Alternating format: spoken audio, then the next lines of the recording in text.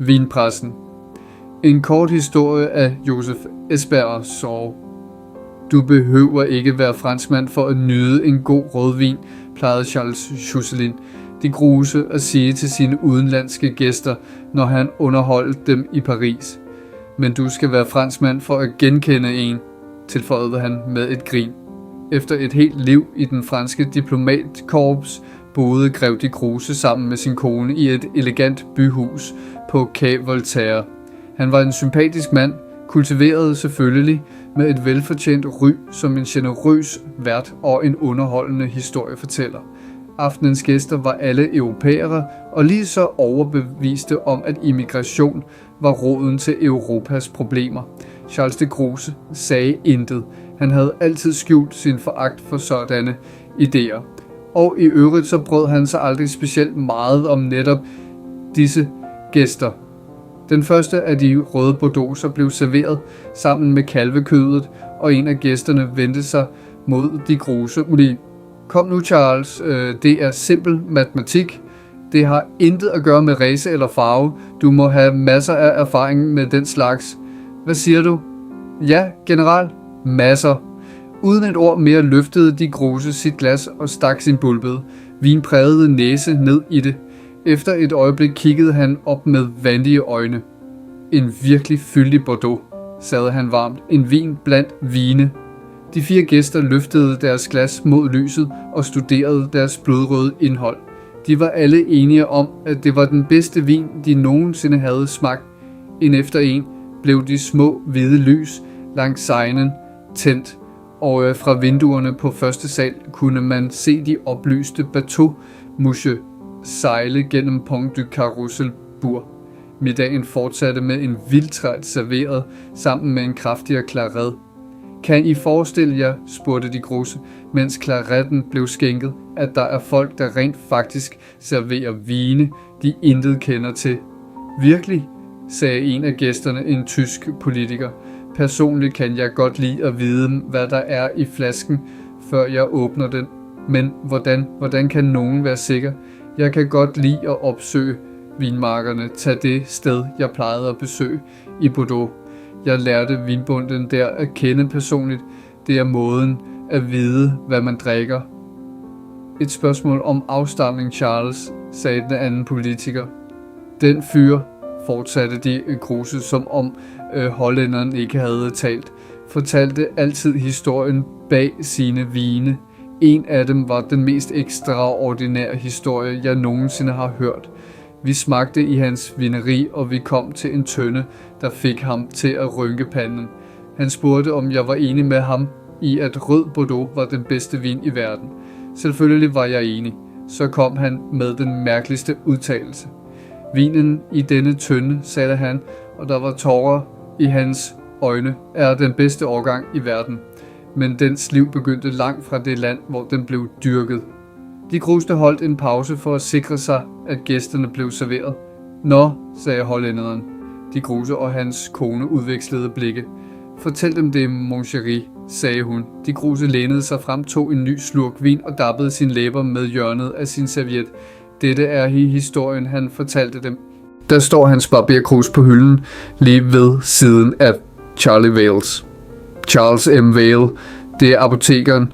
Han kommer regelmæssigt for sin barbering 3 gange om ugen, og Jims er koppen ved siden af Charlies. Dames H. Kendall. Jim får ikke brug for sit barberkrus mere, men jeg lader det stå der alligevel for gamle dages skyld. Jim var virkelig en karakter. For mange år siden rejste Jim for et konservesfirma i Carterville. De solgte konserves. Jim havde hele den nordlige del af staten og var på landevejen 5 dage om ugen. Han ville komme her om lørdagen og fortælle sine oplevelser for den uge. Det var sjovt. Jeg tror, han fokuserede mere på at lave vittigheder end på at sælge varer. Til sidst fyrede firmaet ham, og han kom hjem her og fortalte alle, at han var blevet fyret, i stedet for at sige, at han havde sagt op, som de fleste ville have gjort. Det var en lørdag, og butikken var fyldt, og Jim rejste sig fra stolen og sagde: Mine herrer, jeg har en vigtig meddelelse at komme med. Jeg er blevet fyret fra mit job. De spurgte ham, mente det alvorligt, og han sagde det, at han gjorde det, og ingen kunne tænke på noget at sige, indtil Jim endelig brød isen selv. Han sagde det: "Jeg har solgt konserves, og nu er jeg konserves selv." Du kan se, det firma, han havde arbejdet for, var en fabrik, der lavede konserves i Carterville. Og nu sagde Jim, at han selv var konserves. Han var virkelig en type.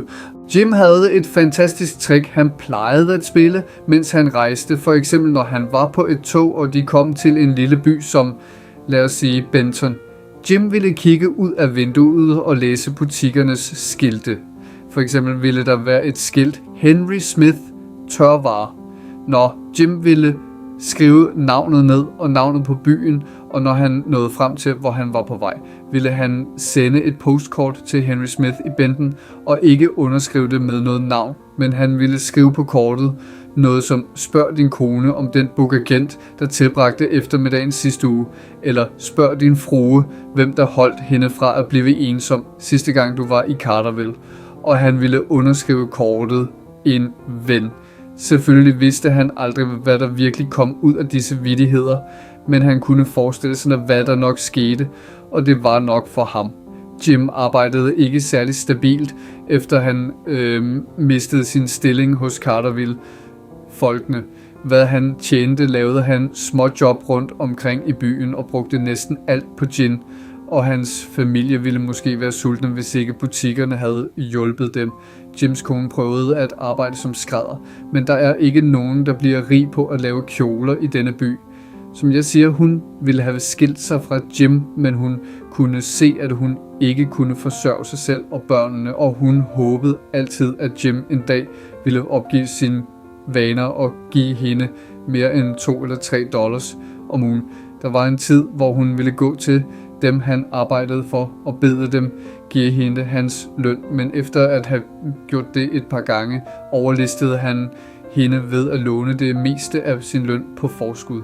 Han fortalte det rundt i byen, hvordan han havde overlistet sin kone. Han var virkelig en advarsel, men han var ikke tilfreds med bare at overmande hende. Han var sur over, hvordan hun havde opført sig og prøvede at tage hans løn, og han besluttede sig for, at han ville få hævn. Han ventede indtil Evans Circus blev annonceret til at komme til byen. Så han fortalte sin kone og 2 børn, at han ville tage dem med til cirkuset. På dagen for cirkuset sagde han, at han ville hente billetterne og møde dem uden for indgangen til teltet.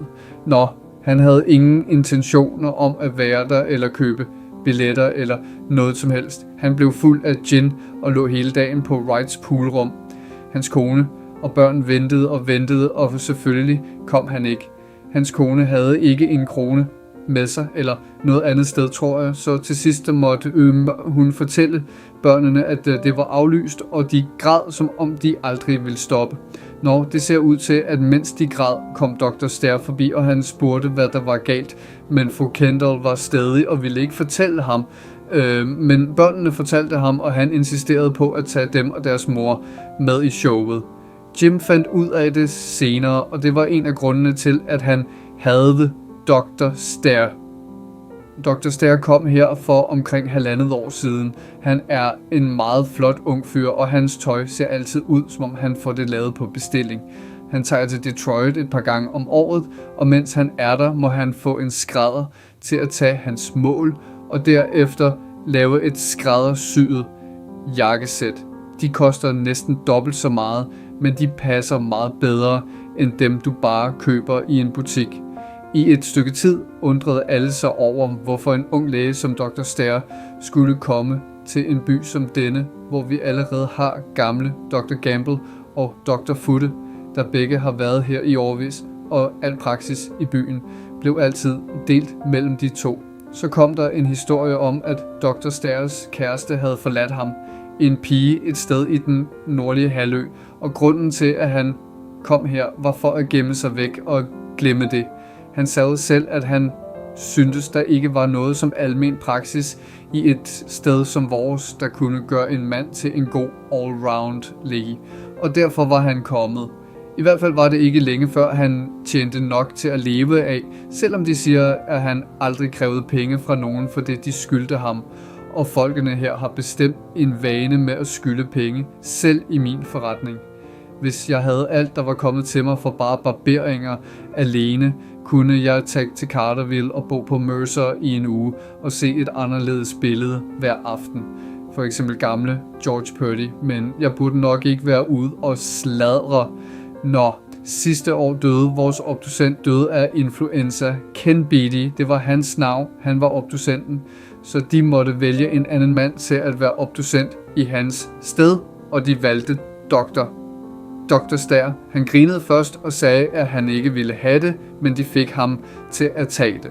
Det er ikke et job, som nogen ville kæmpe for, og hvad en mand tjener på det i et år, ville næsten være nok til at købe frø til deres have. Dr. Stair er den slags, der ikke kan sige nej til noget, hvis du bliver ved længe nok. Men jeg vil fortælle dig om en stakkels dreng, vi har her i byen, Paul Dixon. Han faldt ned fra et træ, da han var omkring 10 år gammel. Landede på hovedet, og det gjorde noget ved ham, og han har aldrig været helt rigtig. Ingen skade på ham, bare lidt fjollet. Jim Kendall plejede at kalde ham Kuku. Det var et navn, Jim havde for alle, der ikke havde hovedet på det rette sted. Kun han kaldte folks hoved for Bean. Det var en af hans vittigheder at kalde hovedet Bean og kalde de skøre mennesker for Kuku. Men stakkels Paul er ikke skør, bare lidt fjollet. Du kan forestille dig, at Jim havde det sjovt med Paul. Han sendte ham til White Front Garage for at få en venstrehåndet skruenøgle. Selvfølgelig er der ikke noget, der hedder en venstrehåndet skruenøgle. Og engang havde vi en slags messe her, og der var en baseballkamp mellem de fede og de tynde, og før kampen begyndte, kaldte Jim Paul over og sendte ham hele vejen ned til Schroeders jernvareforretning for at hente en nøgle til pitcherens boks. Der var ingen grænser for de vittigheder, Jim kunne finde på, når han satte sig for det.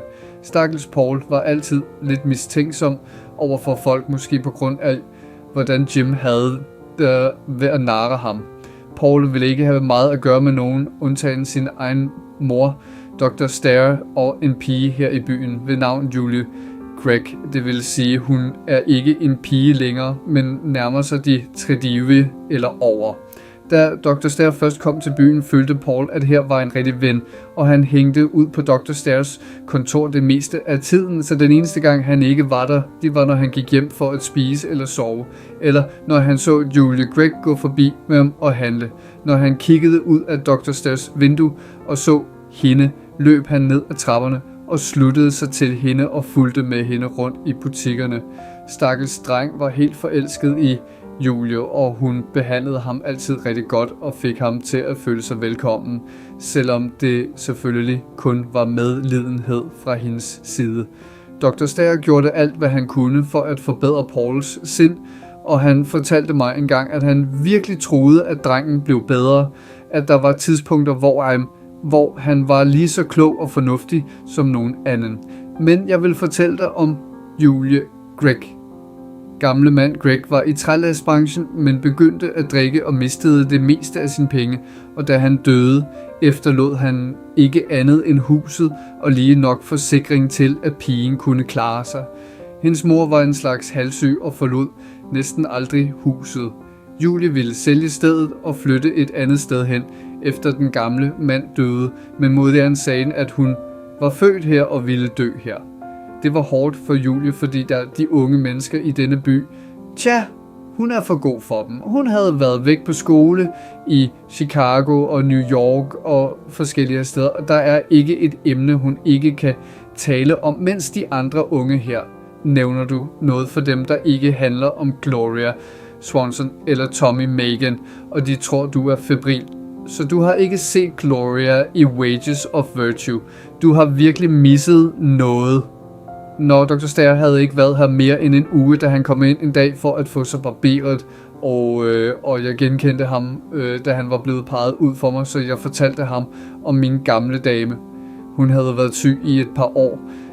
Hverken Dr. Gamble eller Dr. Futte havde hjulpet hende. Så han sagde, at han ville komme ud og se hende, men hvis hun kunne komme selv, ville det være bedre at bringe hende til hans kontor, hvor han ville kunne lave en grundigere undersøgelse. Så jeg tog hende med til hans kontor, og mens jeg ventede på hende i venteværelset, kom Julie Gregg ind. Når nogen kom ind i Dr. Stairs kontor, ringede der en klokke i hans kontor, så han kunne høre, at der var nogen, der ville tale med ham. Så han efterlod min gamle dame inde i venteværelset og kom ud til forhallen, og det var første gang ham og Julie mødtes. Og jeg tror, det var noget, man kalder kærlighed ved første blik. Men det var ikke lige meget. Denne unge fyr var den flotteste fyr, hun nogensinde havde set i byen, og hun blev vild med ham. For ham var hun bare en ung dame, der ville se lægen. Hun var kommet for at få lægen til at se på sin mor, da hun havde været hos både Dr. Gamble og Dr. Foote i årevis uden resultater. Så hun havde hørt, at der var en ny læge i byen, og besluttede at give ham en chance. Han lovede at komme og se hendes mor samme dag. Jeg sagde før, at det var kærlighed ved første blik på hendes side. Jeg vurderer ikke kun ud fra, hvordan hun opførte sig efterfølgende, men også ud fra, hvordan hun så på ham den første dag i hans kontor. Jeg er ikke telepat, men det var skrevet på hendes ansigt, at hun var helt solgt. Nu, Jim Kendall, udover at være en jokesmester og en ganske god drikker, ja, Jim det var også en rigtig ladykiller. Jeg tror, han havde været ret vild, mens han var på vejen for Carterville-folkene, og derudover havde han haft et par små hjerteaffærer lige her i byen.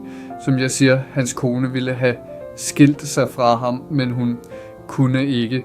Men Jim var ligesom de fleste mænd og kvinder også, tror jeg. Han ville have det, han ikke kunne få. Han ville have Julia Gregg og arbejdede hårdt for at få hende. Men han ville have sagt bean i stedet for head, når Jims vaner og hans vittigheder appellerede ikke til Julie, og selvfølgelig var han gift, så han havde ikke en chance mere end, ja, en kanin. Det er et udtryk, Jim selv brugte. Når nogen ikke havde nogen chance for at blive valgt eller noget, sagde Jim altid, at de ikke havde flere chancer end en kanin. Han gjorde ikke noget forsøg på at skjule, hvordan han havde det. Flere gange herinde foran hele flokken sagde han, at han var forelsket i Julie, og at enhver, der kunne få hende for ham, var velkommen til hans hus og hans kone og børn med. Men hun ville ikke have noget med ham at gøre, ville endda ikke tale med ham på gaden. Til sidst kunne han se, at han ikke kom nogen vegne med sin sædvanlige tilgang, så han besluttede sig for at prøve lidt hårdere metoder. Han gik direkte op til hendes hus en aften, og da hun åbnede døren, tvang han sig selv ind og greb hende, men hun brød løs og løb hurtigt ind i et andet værelse og låste døren og ringede til Joe Barnes. Joe er sheriffen. Jim kunne høre, hvem hun ringede til, og han løb, før Joe kom. Joe var en gammel ven af Julies far. Joe gik hen til Jim dagen efter og sagde, hvad der ville ske, hvis han nogensinde gjorde det igen. Jeg ved ikke, hvordan nyheden om denne lille affære lækkede ud. Chancen er, at Joe Barnes fortalte sin kone, og hun fortalte nogen andres kone, og de fortalte deres mand. Uanset hvad, lækkede det ud, og Holt Myers havde modet til at drille Jim med det lige her i butikken. Jim benægtede intet og lod det hele af og sagde, at vi alle bare skulle vente.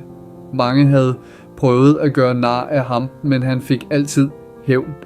I mellemtiden var alle i byen klar over, at Julie var vildt forelsket i lægen.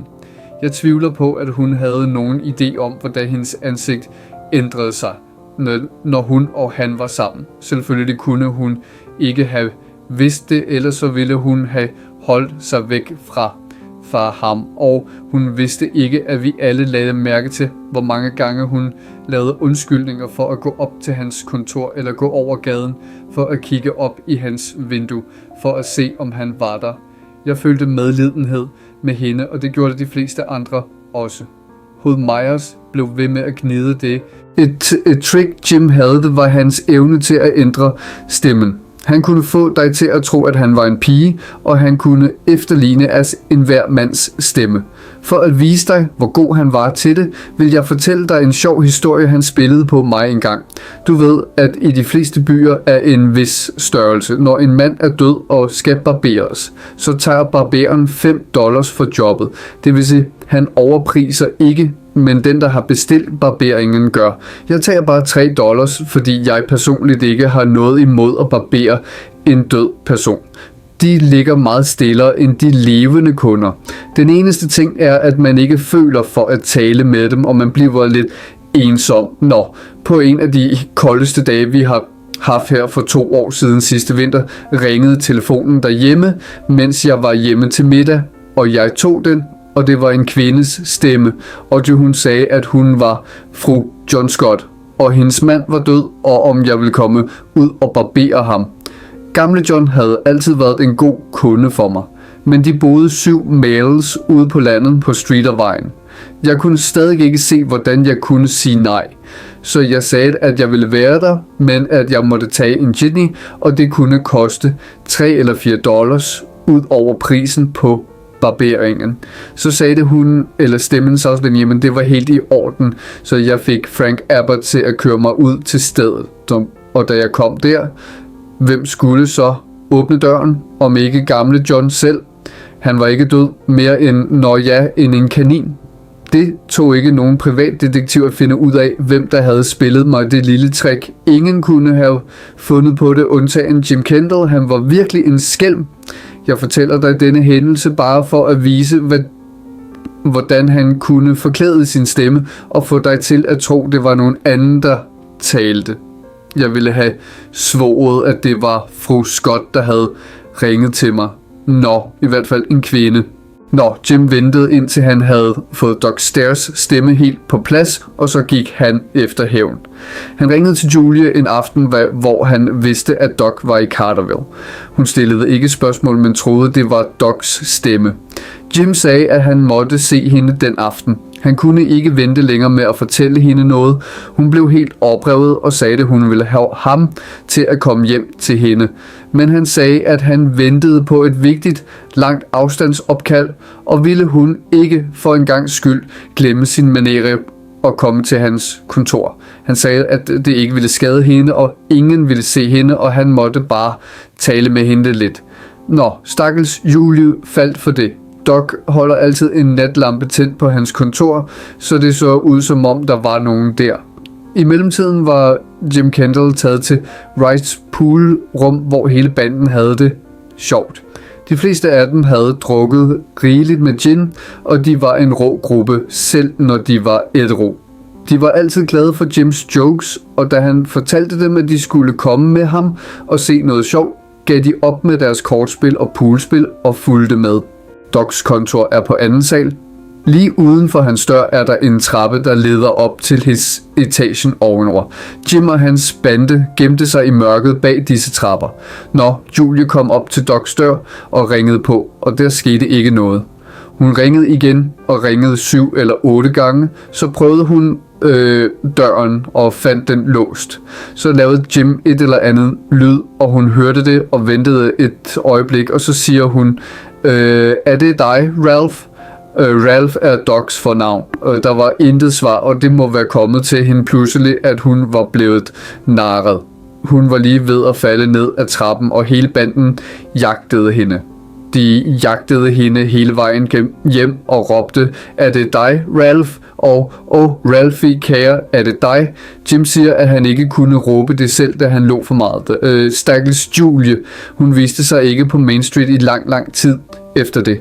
Og selvfølgelig fortalte Jim og hans bande det til alle i byen. Alle undtagen Doc Stair. De var bange for at fortælle ham det, og han ville måske aldrig have vidst det, hvis det ikke havde været for Paul Dixon. Den stakkels skørling, som Jim kaldte ham, var her i butikken en aften, da Jim stadig prejlede over det, han havde gjort mod Julie. Og Paul tog så meget af det ind, som han kunne forstå, og han løb hen til Doc med historien. Det er klart, at Doc blev rasende og svor, at han ville få Jim til at lide. Men det var en slags delikat ting, fordi hvis det kom ud, at han havde banket Jim op, så ville Julie helt sikkert høre om det, og så ville hun vide, at Doc vidste det. Og selvfølgelig ville det at vide, at han vidste, gør det værre for hende end nogensinde. Han var nødt til at gøre noget, men det tog meget planlægning. Det var et par dage senere, da Jim var her i butikken igen, og det var Paul også. Jim var på vej til at gå andejagt næste dag, og var kommet ind for at finde Hot Myers til at tage med. Jeg vidste tilfældigvis, at Hood var taget til Carterville og ikke ville være hjemme før sidst på ugen. Så Jim sagde, at han havde at tage afsted alene, og han gættede på, at han ville aflyse. Så talte den stakkels Paul op og sagde, at hvis Jim ville tage ham med, ville han gerne tage med. Jim tænkte et stykke tid og sagde så, at en halvidiot var bedre end ingenting. Jeg formoder, han havde planer om at tage Paul ud i båden og spille et eller andet trick på ham, som at skubbe ham i vandet. Uanset hvad, sagde han, at Paul kunne tage med. Han spurgte ham, om han nogensinde havde skudt en and, og Paul sagde nej, han havde aldrig haft et gevær i hænderne, så Jim sagde, at han kunne sidde i båden og se på, om hvis han opførte sig ordentligt, så kunne han måske låne ham sit gevær til et par skud. De lavede en aftale om at mødes om morgenen, og det var sidste gang, jeg så Jim i live. Næste morgen var jeg ikke blevet åbnet mere end 10 minutter, da Doc Stair kom ind. Han så lidt nervøs ud. Han spurgte mig, om jeg havde set Paul Dixon. Jeg sagde nej, men jeg vidste, hvor han var, ude og andejage med Jim Kendall. Så siger Doc, det var det, han havde hørt, og han kunne ikke forstå det, fordi Paul havde fortalt ham, at han aldrig ville have noget med Jim at gøre igen, så længe han levede. Han sagde, at Paul havde fortalt ham om den joke, Jim havde spillet på Julio. Han sagde det ved, at Paul havde spurgt ham, hvad han synes om joken, og Doc havde sagt, at enhver, der ville gøre noget sådan, burde ikke få lov at leve. Jeg sagde, at det havde været en slags rå ting, men Jim kunne bare ikke modstå nogen slags joke, uanset hvor rå den var. Jeg sagde, at jeg troede, han var okay inderst inde, men bare boblende over med narrestreger. Doc vendte sig og gik ud. Ved middagstid fik han et opkald fra gamle John Scott. Søen, hvor Jim og Paul var gået ud for at skyde, ligger på Johns ejendom. Paul var kommet løbende op til huset et par minutter før og sagde, at de havde haft en ulykke. Jim havde skudt et par ender og derefter givet geværet til Paul og sagt, at han kunne prøve lykken. Paul havde aldrig håndteret et gevær før og var nervøs. Han rystede så meget, at han ikke kunne kontrollere geværet. Han afgav et skud, og Jim sank tilbage i båden død. Doc Stair, der var ligsynsmand, hoppede ind i Frank Abbots flyver og kørte ud til Scotts gård. Paul og gamle John var nede ved søbredden. Paul havde roet båden til land, men de havde efterladt kroppen i båden og ventede på, at Doc skulle komme.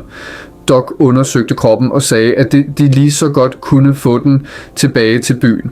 Der var ikke nogen grund til at lade den ligge der eller kalde en jury, da det var et klart tilfælde af et uheld.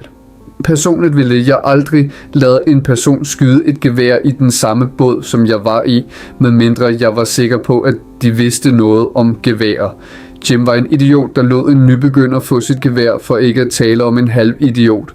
Det var nok det, Jim fik fortjent, men alligevel det savner vi ham her omkring. Han var virkelig en skælm